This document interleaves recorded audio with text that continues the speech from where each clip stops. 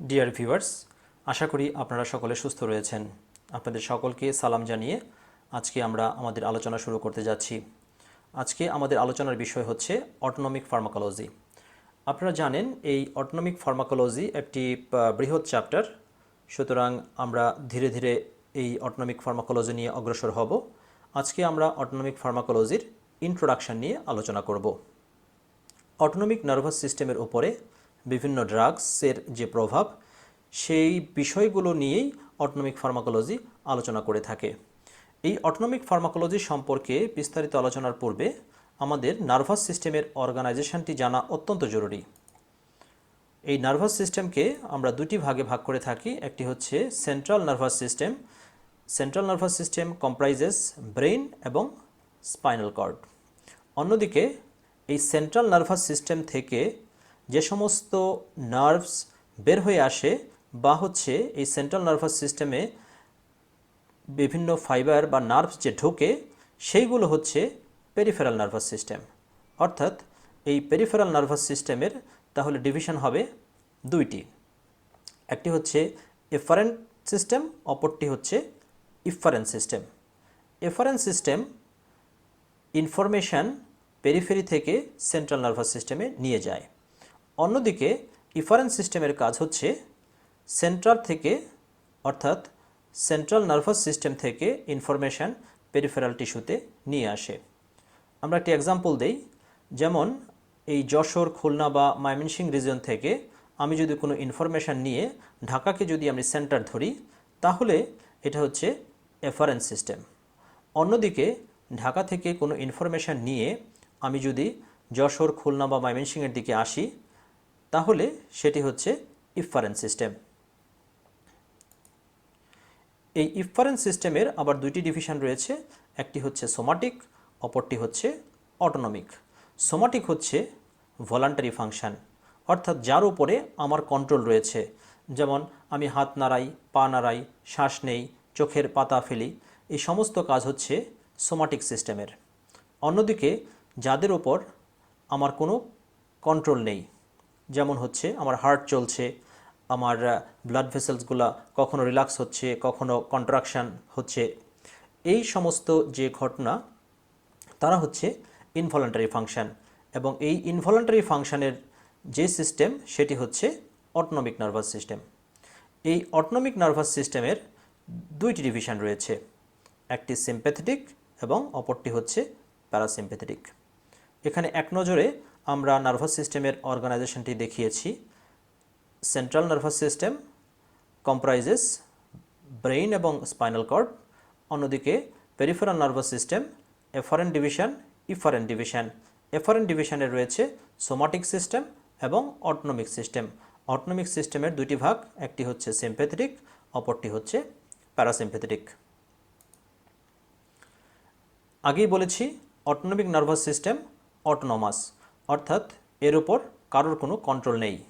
যেমন আমাদের visceral function, cardiac output, blood flow, digestion, এই সমস্ত বিষয়গুলো অটোনমিক সিস্টেম। অপরদিকে সোমাটিক সিস্টেম হচ্ছে নন অটোনমিক, অর্থাৎ এর ওপর আমার কন্ট্রোল রয়েছে, লাইক মুভমেন্ট, পশ্চার ইত্যাদি। এই যে অটোনমিক নার্ভাস সিস্টেম, এদের অরিজিন কোথায়? এদের অরিজিন সেন্ট্রাল নার্ভাস সিস্টেমে। সেন্ট্রাল নার্ভাস সিস্টেমের নিউক্লিয়াই থেকে এদের অরিজিন। নিউক্লিয়াই কারা? নিউক্লিয়াই হচ্ছে সেন্ট্রাল নার্ভাস সিস্টেমের ভিতরে যখন নিউরনের এগ্রিগেশন হয়, তখন সেটাকে আমরা বলি হচ্ছে নিউক্লিয়াই, বা এক সিঙ্গেল হলে নিউক্লিয়াস। অপরদিকে যখন এই নিউরনগুলোর কালেকশন যখন সেন্ট্রাল নার্ভাস সিস্টেমের বাইরে হয়, তখন সেটাকে আমরা বলি হচ্ছে গ্যাংলিয়া, সিঙ্গেল হলে বলি গ্যাংলিয়ন। তো সেখান থেকে উৎপত্তি হয়ে এরা বিভিন্ন ধরনের ইফারেন্ট ফাইবার, স্পেশালি প্রিগ্যাংলিয়নিক ফাইবার তৈরি করে, এবং এই এএনএস বা হচ্ছে অটোনমিক নার্ভাস সিস্টেম টার্মিনেট হয় হচ্ছে মোটর গ্যাংলিয়াতে। এখানে একটি ছবি দেখানো হয়েছে যে এইগুলো হচ্ছে নিউক্লিয়াই, এইগুলো হচ্ছে গ্যাংলিয়ন, প্রিগ্যাংলিয়নিক ফাইবার। সেখান থেকে বিভিন্ন পোস্ট গ্যাংলিয়নিক ফাইবার, প্যারাসিম্প্যাথেটিক ফাইবার, এগুলা এই ছবিতে দেখানো হয়েছে।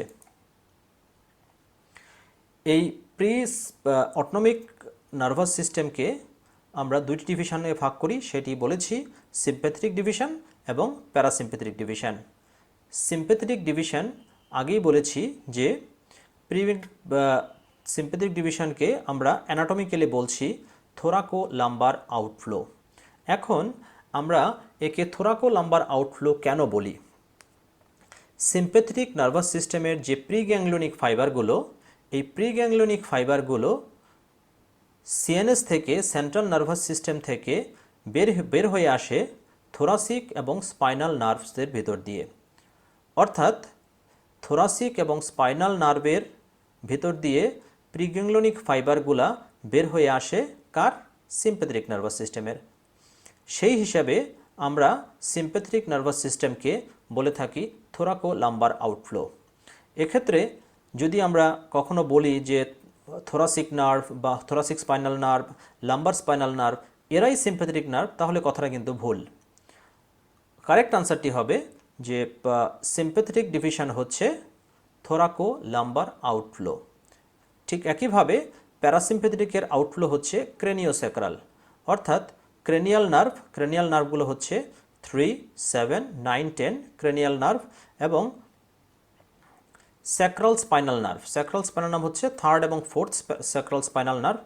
এর ভেতর দিয়ে প্যারাসিম্প্যাথেটিকের প্রিগ্যাংলিয়নিক ফাইবারগুলা সেন্ট্রাল নার্ভাস সিস্টেম লিভ করে থাকে। এর জন্য এদেরকে আমরা বলে থাকি যে ক্রেনিওস্যাক্রাল আউটফ্লো। এই সিম্প্যাথেটিক সিস্টেমের প্রিগ্যাংলিয়নিক ফাইবারগুলো টার্মিনেট করে কোথায়? সবচেয়ে বেশি টার্মিনেট করে হচ্ছে এরা ভার্টিব্রার পাশে যে গ্যাংলিয়া থাকে সেই গ্যাংলিয়াতে টার্মিনেট করে, এবং কিছু পোর্শন টার্মিনেট করে হচ্ছে প্রিভার্টিব্রাল গ্যাংলিয়াতে, যারা হচ্ছে ভার্টিব্রার সামনে থাকে। প্যারাসিম্প্যাথেটিক প্রিগ্যাংলিয়নিক ফাইবারগুলা মেজরিটি পোর্শন টার্মিনেট করে হচ্ছে বিভিন্ন যে অর্গান রয়েছে সেই অর্গানের ওয়ালে যে গ্যাংলিয়া থাকে সেখানে, এবং অল্প কিছু পোর্শন ভিসেরার বাইরে বা অর্গানের বাইরে যে সমস্ত গ্যাংলিয়া রয়েছে সেখানে টার্মিনেট করে, যেমন ciliary ganglia, otic ganglia, pelvic ganglia ইত্যাদি। এখানে একটি আমরা ছবি দেখছি। এই ছবিটি কিসের ছবি? এই ছবিটি একটি ট্রান্সমিটারের ছবি। ট্রান্সমিটারের ছবি আমরা দেখছি, অর্থাৎ আমরা নিউরোট্রান্সমিটার পড়ব। ট্রান্সমিটার কারা? ট্রান্সমিটার কি? ট্রান্সমিটার হচ্ছে এমন কিছু একটা যন্ত্র বা এমন কিছু কতগুলো যন্ত্র যাদের কাজ হচ্ছে একটি ইলেকট্রোম্যাগনেটিক ওয়েভ তৈরি করা। সেই ইলেকট্রোম্যাগনেটিক ওয়েভের মধ্যে বিভিন্ন ধরনের ইনফরমেশান থাকে, অর্থাৎ যে কোনো ধরনের টেলিভিশন বা হচ্ছে রেডিও যে প্রোগ্রামগুলো হয় সেই প্রোগ্রামগুলোর যে ইনফরমেশান, সেই ইনফরমেশানগুলো সেই ইলেকট্রোম্যাগনেটিক ওয়েভে থাকে। সেখান থেকে সেটা স্যাটেলাইটে যায়, সেই স্যাটেলাইট থেকে আমাদের বাড়িতে থাকা রেডিও বা টেলিভিশন সেগুলো রিসিভ করে, তখন আমরা সেই প্রোগ্রামগুলো দেখতে পারি। ঠিক একইভাবে নার্ভাস সিস্টেমের যে ইলেকট্রোম্যাগনেটিক ওয়েভ অর্থাৎ ইনফরমেশান যারা পাস করে থাকে তারা হচ্ছে নিউরোট্রান্সমিটার। তাহলে নিউরোট্রান্সমিটারগুলো কি? নিউরোট্রান্সমিটারগুলো কেমিক্যাল সাবস্টেন্স, এক ধরনের কেমিক্যাল সাবস্টেন্স যারা নিউরনে তৈরি হয়, নিউরনে স্টোর থাকে, এবং যখন প্রয়োজন হয় তখন নিউরন থেকে এরা রিলিজ হয়ে এরা হচ্ছে দূরবর্তী কোনো স্থানে কাজ করে থাকে। দূরবর্তী স্থান বলতে বোঝাচ্ছি আমরা পোস্ট সিনাপটিক টার্গেট। এই পোস্ট সিনাপটিক টার্গেট হতে পারে কোনো রিসেপ্টর অথবা হতে পারে কোনো ইফেক্টর অর্গান। সাধারণত এই অটোনমিক নার্ভাস সিস্টেমের নিউরোট্রান্সমিটার বা প্রাইমারি নিউরোট্রান্সমিটার হচ্ছে অ্যাসিটাইলকোলিন এবং নর অ্যাড্রেনালিন। সাধারণভাবে অ্যাসিটাইলকোলিনকে আমরা বলে থাকি নিউরোট্রান্সমিটার অফ প্যারাসিম্প্যাথেটিক সিস্টেম, এবং নর অ্যাড্রেনালিনকে বলে থাকি neurotransmitter of sympathetic system.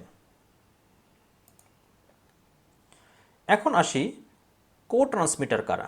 Co transmitter হচ্ছে ট্রান্সমিটারের সাথে যে সমস্ত যন্ত্রাংশ থাকে, অর্থাৎ যখন নিউরোট্রান্সমিটার রিলিজ হয় তখন নিউরোট্রান্সমিটারের সাথে অন্যান্য যে সমস্ত কিছু নিউরন এই নিউরোট্রান্সমিটার ছাড়াও কিছু ট্রান্সমিটার প্রোডাকশন করে, তারা হচ্ছে কো ট্রান্সমিটার, যেমন substance P, neuropeptide Y, VIP. VIP হচ্ছে vasoactive intestinal peptide, ATP, adenosine, nitric oxide ইত্যাদি। এই কো ট্রান্সমিটারের কাজ কি? এই কো ট্রান্সমিটারের কাজ হচ্ছে প্রাইমারি যে সমস্ত নিউরোট্রান্সমিটার রয়েছে তাদের যে ইফেক্ট আছে সেই ইফেক্টগুলোকে মডুলেট করা, তাদের ফিডব্যাক তৈরি করা, অর্থাৎ যদি কখনো নিউরোট্রান্সমিটার প্রোডাকশন বেশি হয়, প্রাইমারি নিউরোট্রান্সমিটারের প্রোডাকশন বেশি হয়, তখন তাকে ইনহিবিট করা, এবং একইভাবে পার্শ্ববর্তী যে নিউরন রয়েছে সেখানে বিভিন্ন ধরনের ইম্পালস পাস করা। তো এইগুলা হচ্ছে কো ট্রান্সমিটারের কাজ। এখন আসি নিউরো ট্রান্সমিশন কি। এই যে টোটাল প্রসেসটা হচ্ছে নিউরোট্রান্সমিটার, অর্থাৎ নিউরোট্রান্সমিটার তৈরি হচ্ছে, স্টোর থাকছে, রিলিজ হচ্ছে, এবং এরা হচ্ছে বিভিন্ন পোস্টসিনাপটিক জাংশনে কাজ করছে, এবং নির্দিষ্ট একটা কাজের পর এরা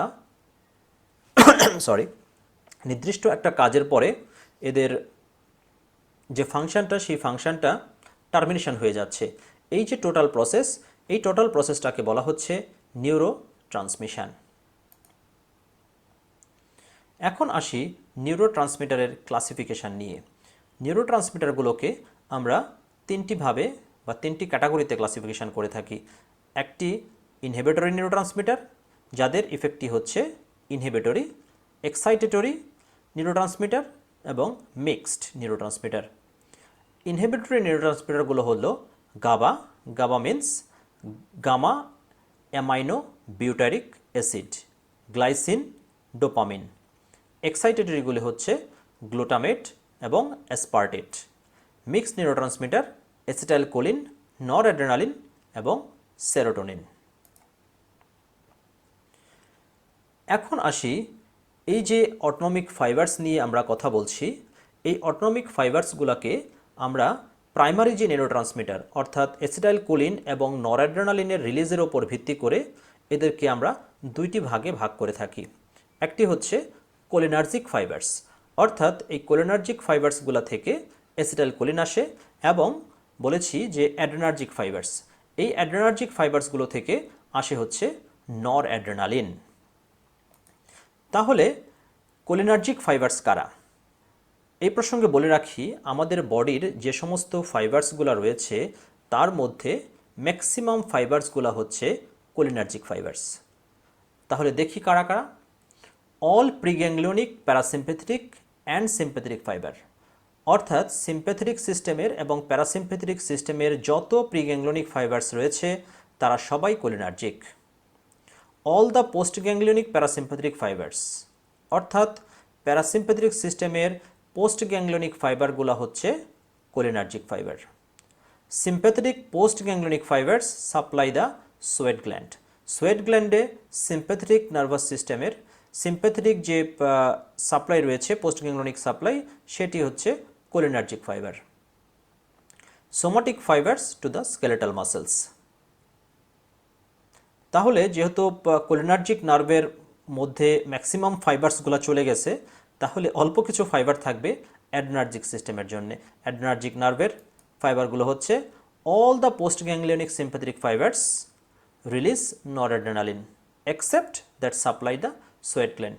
সোয়েট গ্ল্যান্ডের পোস্ট গ্যাংলিওনিক সিম্প্যাথেটিক ফাইবার বাদ দিয়ে অন্য যে সমস্ত পোস্ট গ্যাংলিওনিক সিম্প্যাথেটিক ফাইবার রয়েছে তারা হচ্ছে অ্যাড্রেনার্জিক ফাইবার তথা রিলিজ করে হচ্ছে অ্যাড্রেনালিন।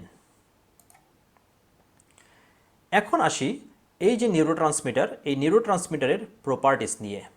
আমরা যদি ডেফিনেশনটিতে যাই নিউরোট্রান্সমিটারের, তাহলে সেখান থেকেই আমরা প্রপার্টিস পেয়ে যাব। অর্থাৎ এরা তৈরি হয় নিউরনে, সিনথেসাইজড হয় নিউরনে, স্টোর থাকে নিউরনে, রিলিজ হয় নিউরন থেকে কোনো স্টিমুলেশন আসার পরে, কাজ করে কোথায়? কাজ করে হচ্ছে পোস্টসিনাপটিক টার্গেটে, এবং কাজ শেষে এদের যে অ্যাকশানটা সেই অ্যাকশানটা টার্মিনেট হয়ে যায়। কিভাবে টার্মিনেট হয়? টার্মিনেট হয় হচ্ছে এটা মেটাবলিজম হয়ে যেতে পারে অথবা ডিফিউশন হতে পারে। আমরা সেই প্রপার্টিসগুলো একটু দেখি। তাহলে synthesis from a definite precursor, storage after synthesis in the storage vesicles, release on nerve stimulation, এবং এরা যে পোস্ট জাংশনাল যে রিসেপ্টর এবং বা অর্গান রয়েছে সেখানে হচ্ছে কাজ করে থাকে এবং কাজ শেষে এদের অ্যাকশনটা টার্মিনেশন হয়ে যায় আইদার বাই মেটাবলিজম, ডিফিউশন ও রিঅ্যাপটেকের মাধ্যমে। তো এই ছিল অটোনমিক নার্ভাস সিস্টেমের ইন্ট্রোডাকশন নিয়ে আলোচনা।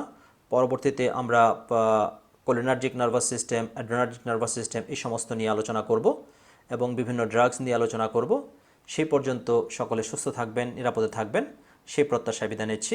ধন্যবাদ সবাইকে।